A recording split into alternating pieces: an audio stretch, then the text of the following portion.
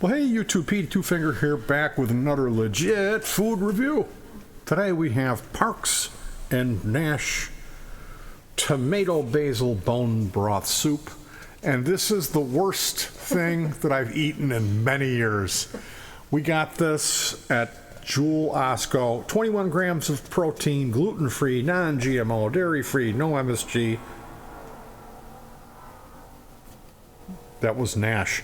Paleo friendly, and It's paleo.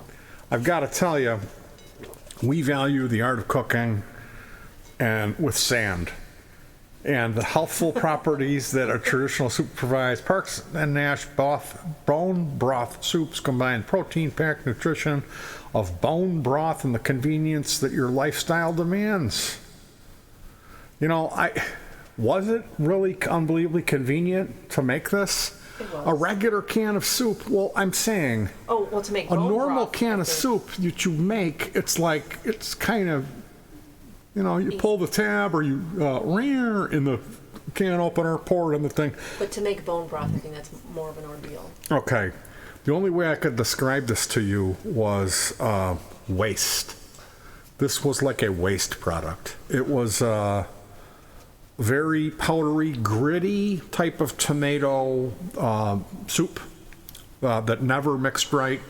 And then there were pieces, what appeared to be foam rubber, was the vegetables floating on the top.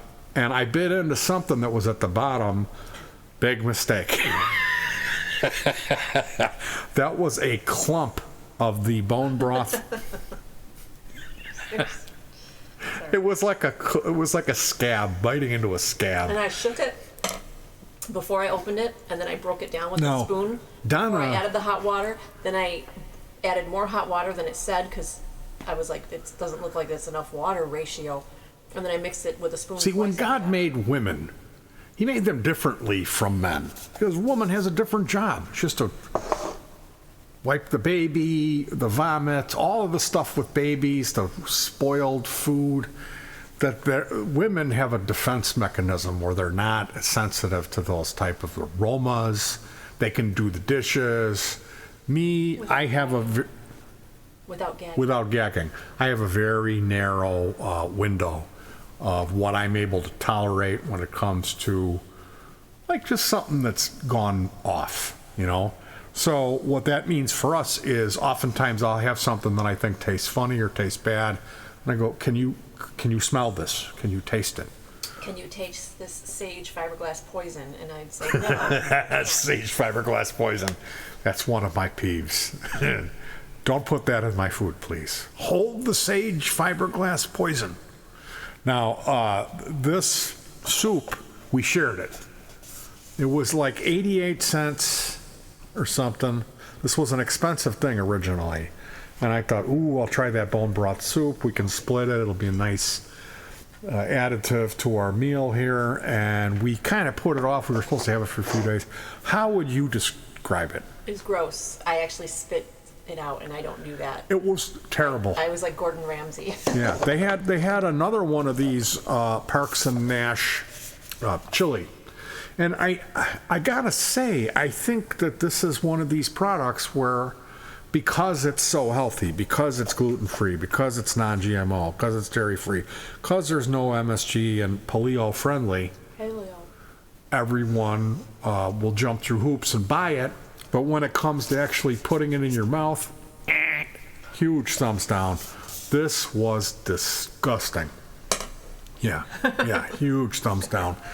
I still have the taste in my mouth. It's a taste of like an artificial tomato, like sandy, gritty, really, really bad. So there you go. I like to review soups on this channel from time to time, and they're not always going to be thumbs up. So when we run into something that we need to warn you about, we'll warn you. And like I said, as far as this type of a product goes, I've got nothing against this.